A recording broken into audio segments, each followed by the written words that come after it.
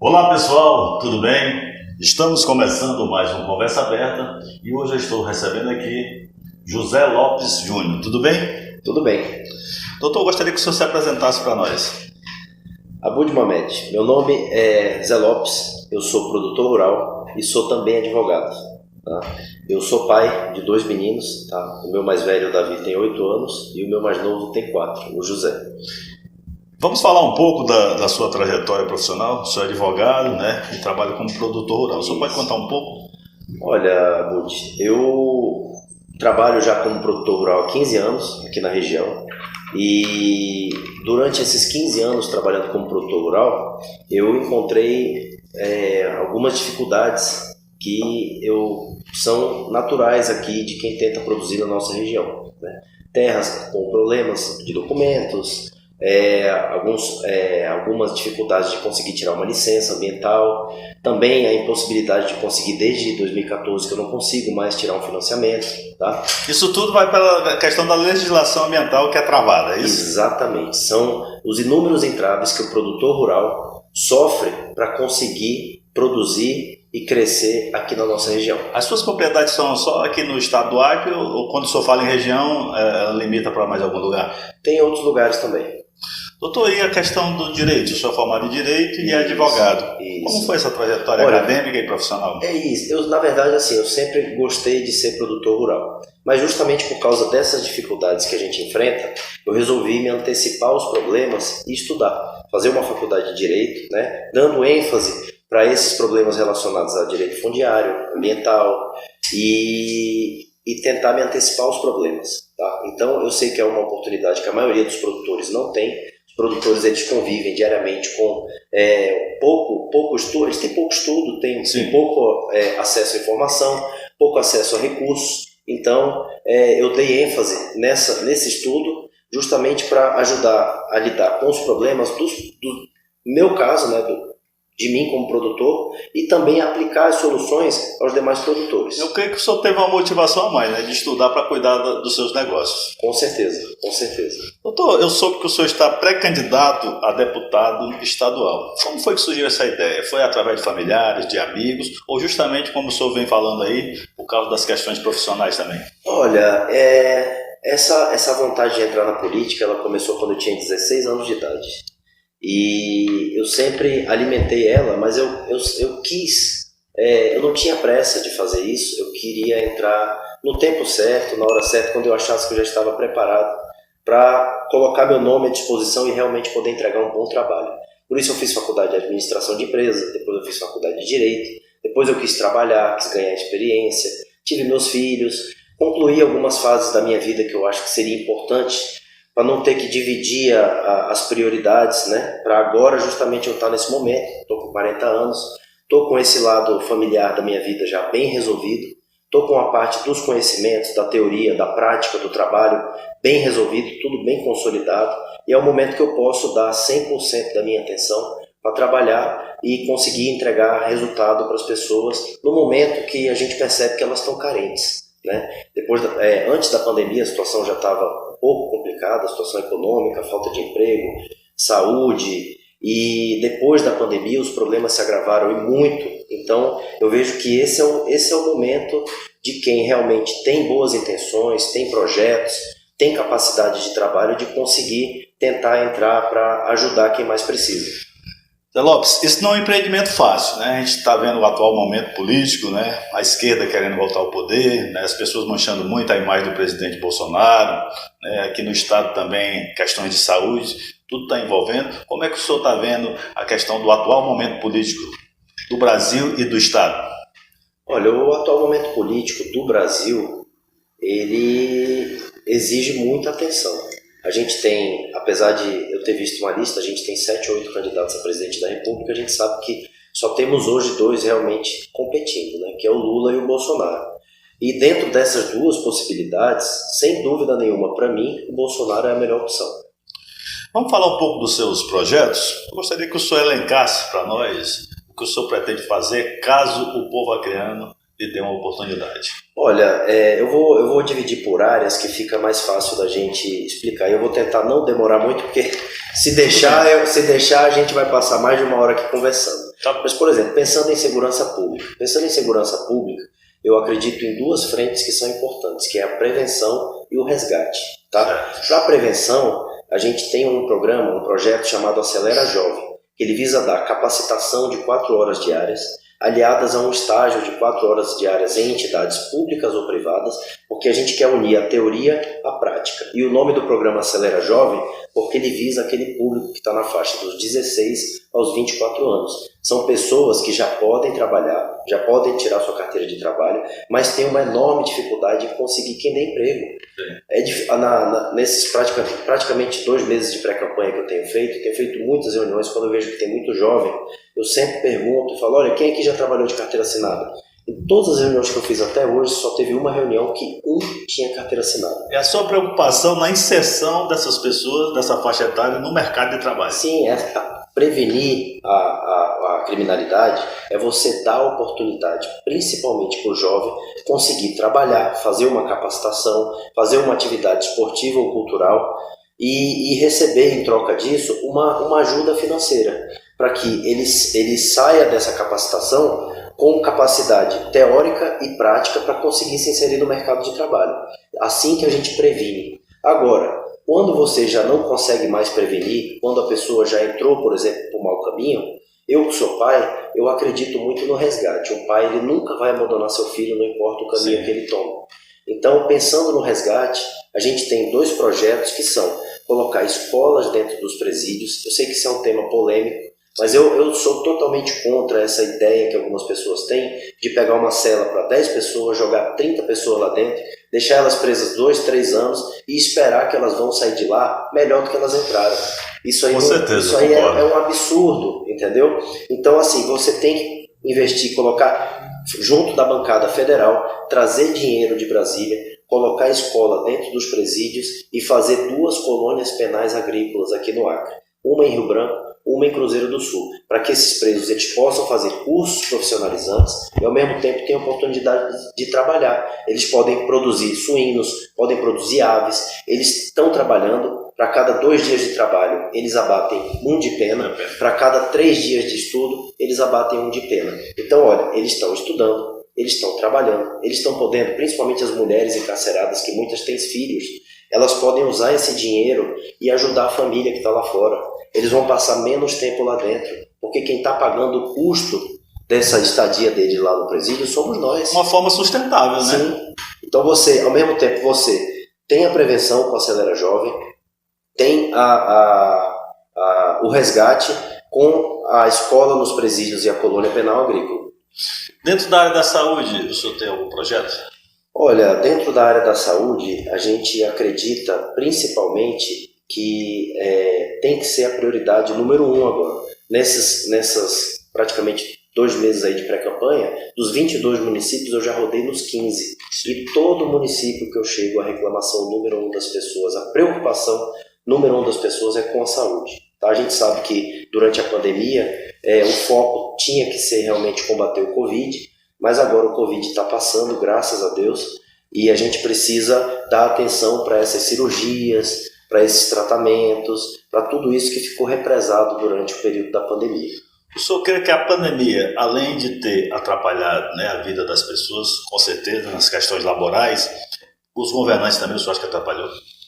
Olha, eu acho que alguns governantes atrapalharam sim, mas no caso do nosso governador, o Gladson, eu acho que eu concordo com as atitudes dele, ele fechou na hora que tinha que fechar, abriu na hora que tinha que abrir. Nesse ponto aí eu não posso criticar, não. Eu enxergo que o governador ele deu uma reviravolta no mandato dele justamente na pandemia, né? Sim. Porque ele foi pro front, ele meteu a cara. Verdade. Né? Eu acho que até também eu posso ser criticado em relação a isso, mas é o que eu penso e é o que eu enxerguei. Na questão da educação... Olha, para a educação nós temos algumas ideias. Para não me alongar muito, eu vou falar das 2 que eu acho que são assim, essenciais. Tá? Ampliar o contraturno nas escolas. O que é o contraturno? É aquele período, por exemplo, meu filho Davi, de 8 anos, ele estuda de manhã. Aí ele, em vez de ir para casa à tarde, passar a tarde assistindo TV, à tarde na telinha do celular, à tarde, às vezes, sem uma supervisão adequada, ele almoça em casa, volta para a escola para fazer a tarefa Porque muitas vezes a mãe trabalha, o pai trabalha, tá? Às vezes uma mãe solteira, ela tem que trabalhar o dia inteiro. Então, se o filho estiver na escola de manhã, ele está sob supervisão. Ele volta para almoçar na casa dela, na casa da avó, à tarde, quando ela está no trabalho, que não vai ter tempo de fazer tarefa, às vezes nem lembra daquela tarefa, o filho volta, faz as tarefas, faz uma atividade esportiva, faz uma atividade cultural, uma aula de música, uma aula de inglês, uma aula de espanhol. Então ele vai ter, o filho vai estar ocupando o seu tempo com atividades úteis que vão ajudar ele no futuro, e a mãe ou o pai tem tempo de trabalhar, e muitas vezes a mãe cuida do filho só. Então você está dando ali uma oportunidade para a mãe poder também não ter um prejuízo profissional e conseguir dinheiro para se manter. E na questão rural, eu entrevistei uma pessoa, ele também vai no mesmo viés que o senhor, né? Principalmente na questão dos entraves, que a legislação não deixa ninguém trabalhar. O senhor pode falar um pouquinho desses entraves e o que o senhor pretende fazer em relação? Isso, só mais uma da educação que eu acho essencial, é você, eu acredito que muito importante aqui para o nosso povo é você dar uma educação financeira e um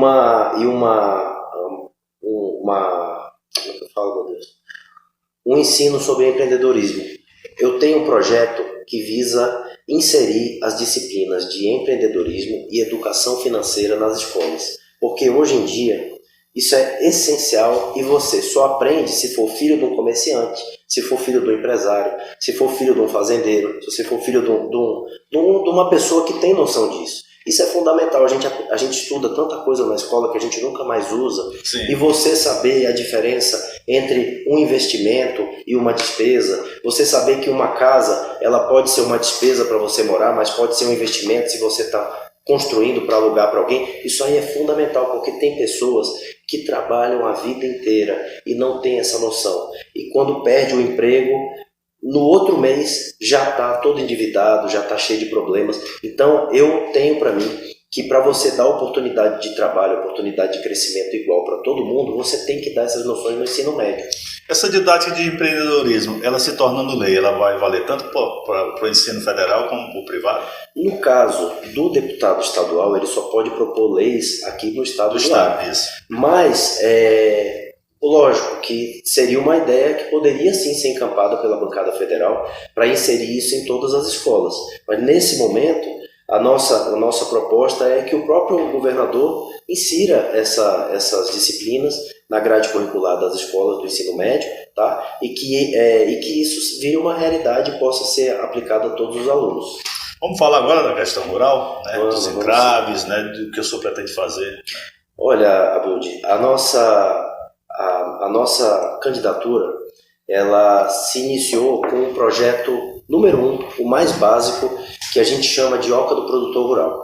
A Oca do Produtor Rural, ela visa levar, através de atendimento móvel, assessoria jurídica para aqueles produtores rurais que estão lá no fundo do ramal, lá no quilômetro 100 da Transacreana, em lugares de difícil acesso, aquelas pessoas realmente que têm poucos recursos, que não têm dinheiro para ficar vindo aqui em Rio Branco, trazer uma pastinha de documento. Muitas vezes você vê o trabalho com produtores rurais, eu advogo, então você vê a dificuldade que o produtor rural tem de vir aqui na cidade. Ele se perde, o celular acaba o crédito, ninguém consegue ligar para ele não consegue achar os lugares, ele chega com aquela pastinha de documento, leva no órgão, aí ele parece que o funcionário público ele procura aquele comprovante de votação de 2014.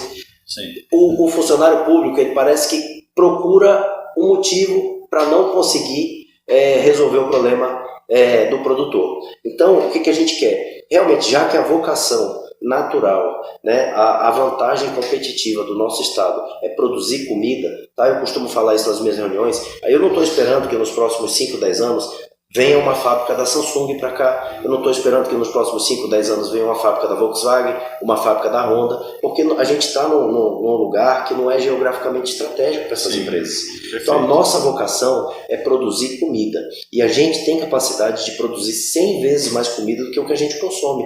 Então a gente consegue produzir comida, colocar comida barata na mesa do nosso povo, e o excedente, aquilo que sobra, a gente vende para os outros estados que não têm essa produção. Esse dinheiro entra no estado, circula na economia, fortalece a indústria, fortalece o comércio e fortalece o setor de serviços. O que eu estou falando já acontece em Porto Velho. Sim, que há 30 anos atrás tinha um rebanho menor que o nosso e hoje tem 16 milhões de cabeças. Lá você pode ir, não precisa de Porto Velho não, pode ir no município menor, lá de Rondônia, que você vai ver um monte de carro na rua, final de semana, gente na feira, gente comprando, comércio movimentado. É isso que a gente quer para o nosso estado. Então não é só levantar a bandeira do agro, levantar a bandeira do produtor rural, do agricultor familiar na época da eleição. É realmente ter uma vocação, entender dos problemas e facilitar. E foi aí que nasceu a ideia da OCA do Produtor Rural, que é levar, através de atendimento móvel, assessoria jurídica para problemas fundiários, questão de terra, título, posse, se é reserva, se não é, se pode produzir, se não pode, questão de licenciamento ambiental. Muitas vezes aquele produtor tem uma multa lá de 2004, que até hoje está inviabilizando o CPF dele de conseguir um financiamento, de conseguir ter um cadastro, se cadastrar no programa de compras do Acre, o Comprac, de conseguir vender sua produção. Então você sujeita esse pequeno produtor a trabalhar na irregularidade, vendendo a sua produção por um preço vil, para que o atravessador, aquele cara que soube se regularizar, compre por um preço barato e venda por um preço caro para os mercados, para o governo. Essas multas, muitas delas são exorbitantes, inclusive sobrepõem até o patrimônio da pessoa. Como é que o senhor enxerga isso? Olha, a questão das multas é um tema difícil de lidar, porque como um pré-candidato a deputado estadual, eu não tenho muito a fazer. Essas multas elas estão nas leis federais, tá? Então você teria que mudar a própria Constituição, que tem lá no seu artigo, não vou lembrar o número agora, 200 e pouco, que a responsabilidade civil pelo dano ambiental ela não prescreve. E aí você realmente não é o foco de um deputado. A nível estadual não dá para trabalhar em nada de flexibilização das leis ambientais? Olha, não, dá sim.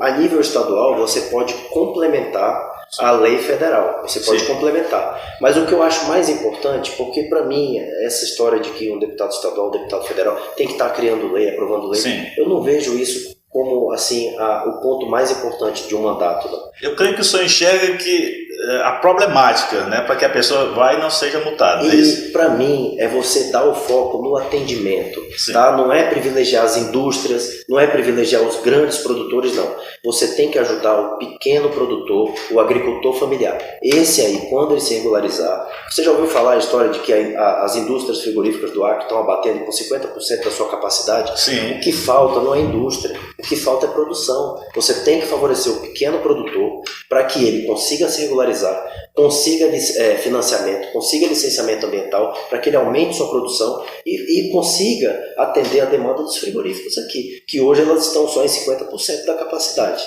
Dentro desse assunto rural, o senhor ainda quer mais alguma coisa? Eu quero complementar que a OCA do Produtor Rural, além de levar assessoria jurídica para esse produtor, ela quer levar também assessoria técnica, fechando convênios com as universidades, com cursos voltados à produção, como agronomia, zootecnia, veterinária, técnicos agrícolas. Para quê? Aqueles formandos que estão no último ano do curso da faculdade, que eles precisam fazer um estágio, eles vão junto da OCA do Produtor Rural, junto desse atendimento móvel, para conversar com os produtores. Falar, olha, seu Francisco, esse milho que o senhor está plantando aqui na sua área, ele dá muito certo lá no Mato Grosso, mas aqui está chovendo o dobro que lá. Então, o senhor, se plantar esse outro milho aqui, o senhor vai ter o mesmo trabalho que o senhor está tendo e vai ter uma produção muito maior, porque esse milho ele resiste mais à água, ele é mais adaptado à nossa região. Então, levar esse atendimento veterinário, atendimento zootécnico, para os produtores, porque os pequenos eles têm dificuldade de acesso, é caro, é difícil, eles não encontram, tá? Para que eles consigam melhorar a sua produção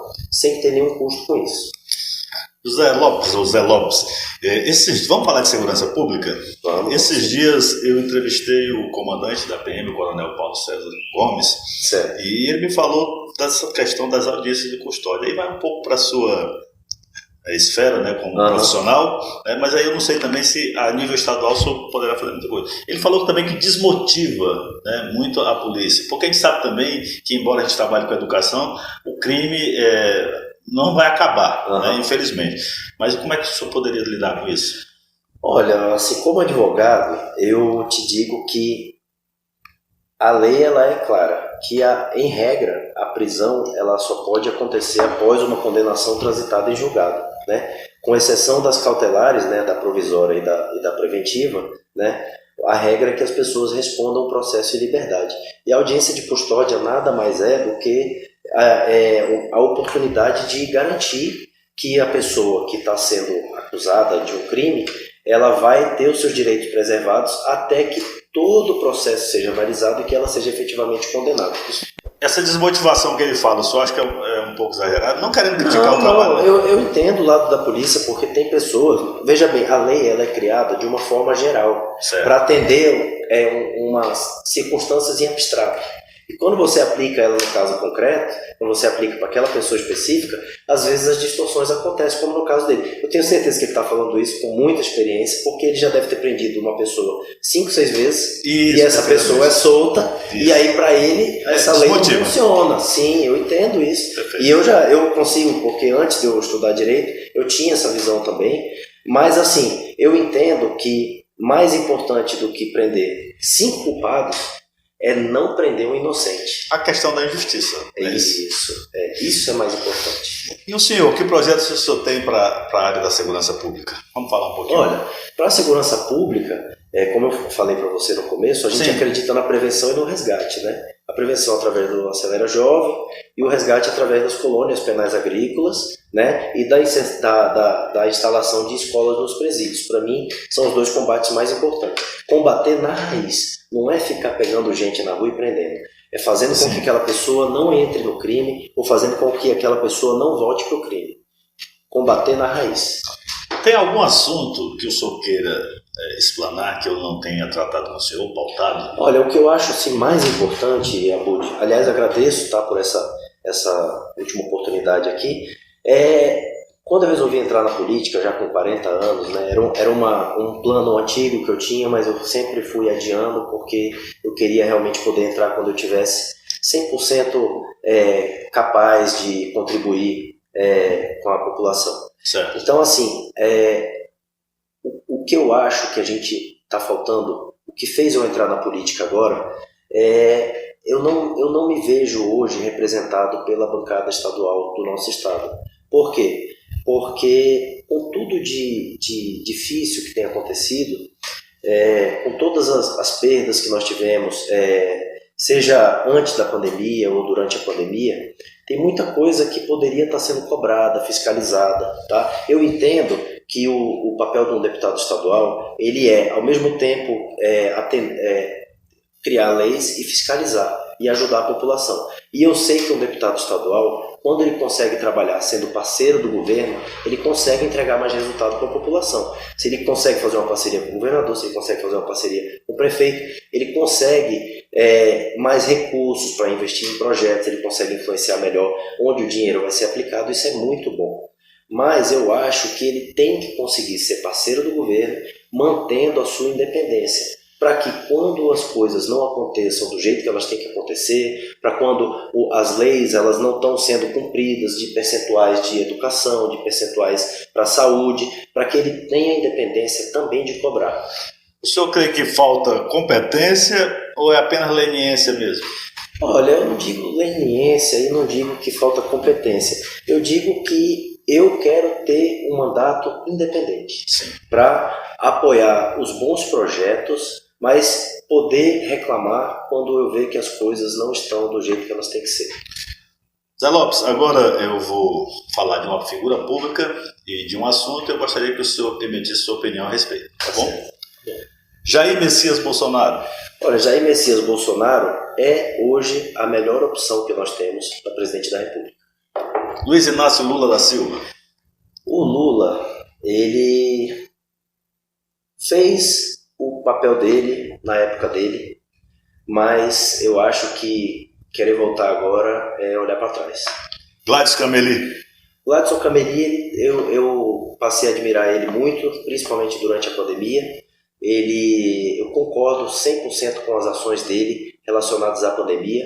Agora, está num momento muito difícil do Estado e muito problema, pouco dinheiro. E eu acho que ele está fazendo o que ele pode, o que ele consegue. Jorge Viana. Jorge Viana, ele tem uma história aqui no Acre. Eu sei que muita gente lembra dele com saudade, mas até no meu setor mesmo, produtores rurais, eu acho que essas ideias de florestania, de manter a floresta em pé, isso aí deu um atraso muito grande na história do nosso estado e é por isso que hoje nós temos mais pessoas cadastradas no Auxílio Brasil do que com carteira assinada. Então, para mim, não foi bom. Márcio Bittar. Márcio Bittar, para mim, é um dos políticos mais inteligentes aqui do estado, é uma pessoa que eu tenho muito respeito. Para mim, ele no jogo de xadrez, ele é aquele estrategista que está ali conseguindo mover as peças sem causar grandes problemas. O que a produção rural significa na sua vida? Olha, a produção rural ela é importante muito para mim, porque eu vivo disso, tá? Só que mais importante do que ser fundamental na minha vida é a bandeira que eu acredito é a única bandeira que nós temos, é privilegiar para que os pequenos produtores, os agricultores familiares, eles tenham a oportunidade de produzir de forma regular, de forma a não ser perseguido, porque o futuro do nosso estado, aliás, o futuro do nosso país, ele está na produção de comida. Nós vamos produzir comida para o mundo inteiro. E o Acre tem um excelente potencial e ele precisa de políticos que enxerguem isso, que acreditem nisso e que não fiquem só levantando essa bandeira na época da campanha. A família é? A família é a base. Somente? A família é a base. A família é a base. O senhor gosta de ler? Eu imagino que como advogado, né? Eu li bastante já. Um livro? Olha, nessa fase que eu estou, só posso pensar na Constituição. Constituição Federal. Um autor? Lembrando assim da minha juventude, eu acho que Paulo Coelho. Paulo Coelho, parceiro de Raul Seixas. E Deus? Olha, Deus para mim, ele tá lá em cima, olhando por todos nós, independente das nossas diferenças de crença, independente de religião, independente de qualquer tipo de preferência, de cor, de raça, de etnia. Deus, ele olha por todos e todos somos irmãos. Zé Lopes, eu gostaria que você olhasse para aquela câmera ali e falasse para as pessoas o que elas ainda podem esperar do produtor rural, do advogado e do pré-candidato a deputado estadual. O que elas podem esperar? Olha, eu quero ser uma alternativa viável e confiável para que as pessoas aqui do nosso estado acreditem que nós veremos ainda dias melhores. Tá? A pandemia já está passando, mas o desemprego ainda está muito alto e a gente precisa de políticos que tenham uma noção mais prática. A gente não quer projeto para daqui a 1 ano, para daqui a 2 anos, para daqui a 3 anos.